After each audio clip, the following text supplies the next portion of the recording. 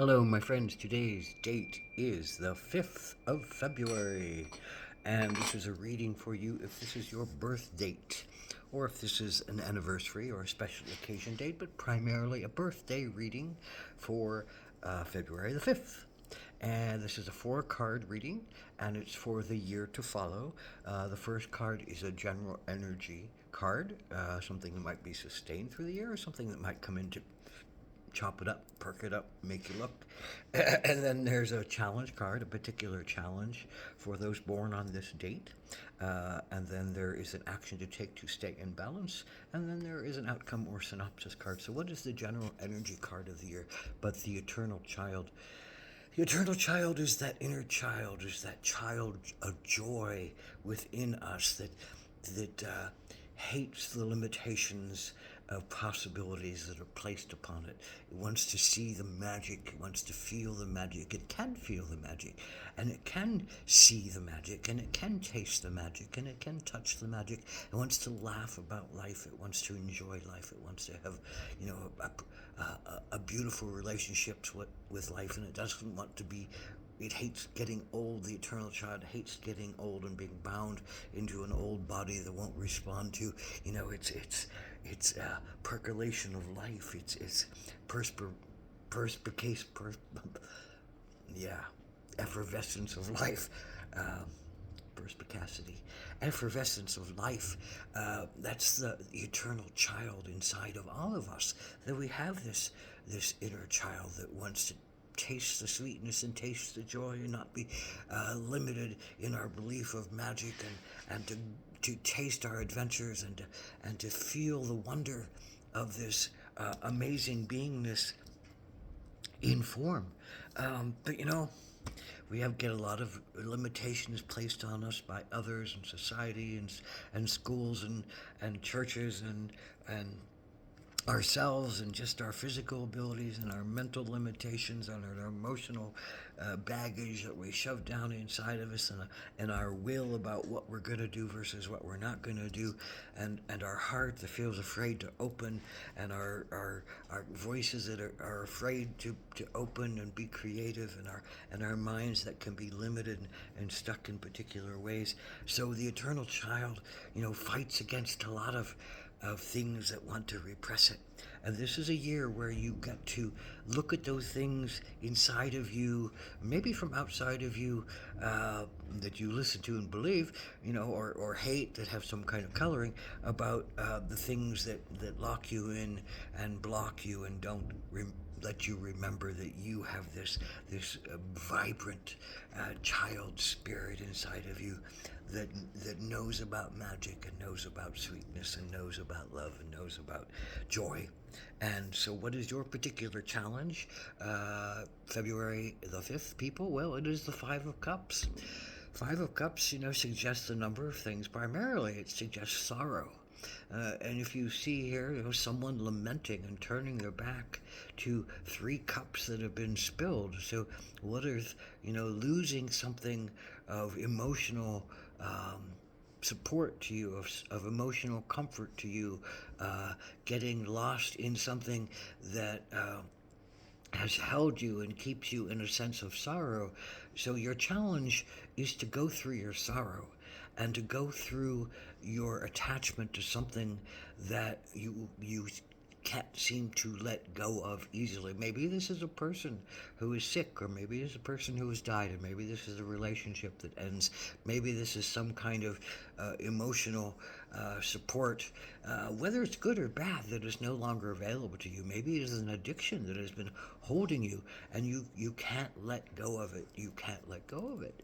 And you can't see that across the water are 2 other cups that hold promise, that hold joy, that have emotional fulfillment as their possibility, but you can't see them. Your challenge is to look across the water and go across the water, which means to grieve for what you lost and for what you no longer have, so that you can be open to what is the next thing on the horizon for you. But you have to face and look at the sorrow that you have about what you lost, or who you lost, or what you can't get to, or what you can't get rid of.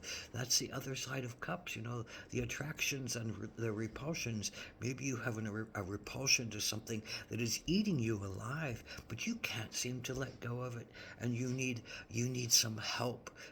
That's where the eternal child comes in. The eternal child, if you allow it, can help you with this action, and the action is the raven, and the raven is all about magic. The raven you know is that correspondent between the void, where all magic is possibility, and all change is possibility, and all guidance is possible, and all the teachers are, and all the the wisdom of the universe are, and the raven goes back and forth between that and the world of the light, and from the dark to the light, and the light to the dark. And the raven is the courier that brings the messages, that brings the spark, that brings the magic, that brings this moment that can change you profoundly. So the raven is saying there's some moment this year that is going to have a magical impact on you, and you have to be open to it. And if you're not open to it, you won't see it, and maybe you'll stay in your pain, and maybe you'll stay in your sorrow, and maybe you'll stay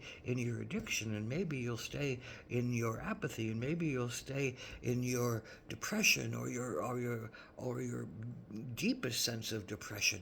But you have a chance out this year. You have a way out, and you have magic to call upon. Call upon the raven. Maybe this is about being worried about somebody else who is sick. Call upon Raven. Raven is the messenger. Put some healing energy onto Raven's wings, and ask Raven to fly it to the person who is in pain.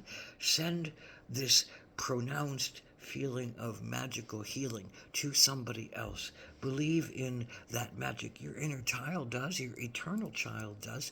Listen to that eternal child, and let something fly out of your hands that's not about sorrow for yourself, but is about lifting yourself up and somebody else up.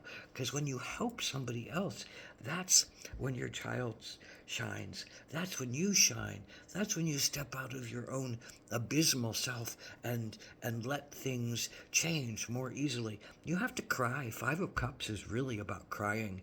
You have to grieve, and the raven can help you to grieve. It can help you to release your attachment to things. It can help you to see the wonder again, because the raven can help you laugh, and laughter leads to crying, and crying leads to laughing, and those are the two elements that heal the heart. They heal the emotional pain of somebody. So you have to remember that you can have, even in the midst of the sorrow, magic is there for new things to begin, and information to come, and wisdom to come, and the connection to spiritual beings can come, and the release of attachments and things that don't serve you on the physical realm can be cut from that magical realm. And the raven can bring to you the magic, and can take from you the healing magic that you wish to send out into the world. So the raven is the voice. The raven is an energy. The raven is an essence. The raven is a moment of synchronicity. The raven is a moment of enlightenment. The raven is a voice that comes out of the blue, out of the past, out of the skies, out of the animals, out of the earth, out of other people that say weird things, out in some kind of weird synchronicity to who you are, and who you are as your inner child. So listen for those magical things. Listen for those magical things. Touch the divine within you, and within yourself, and within others. Touch the divine within your eternal child that has a spark of joy, and is able to get through all of this pain by being its light-hearted self, by being its releasing self, by allowing itself to go to the next adventure, and still see life as a remarkable thing, and as a thing that it wants to touch the sacred spark of, and as a thing that it wants to bring its laughter to, and its merriment to, knowing as an adult that you have to face the things that hurt you and challenge you and wound you, but if you're willing to look at them and cry about them and to be open to the magic of them, then you're a wise being, and you're going to find a way to peace that's going to allow you to touch more of that inner child and more of that sacred wisdom and more of that wondrous nature of being in form, but also being connected to sacred truth. Aho, Mitakuye Oyasin.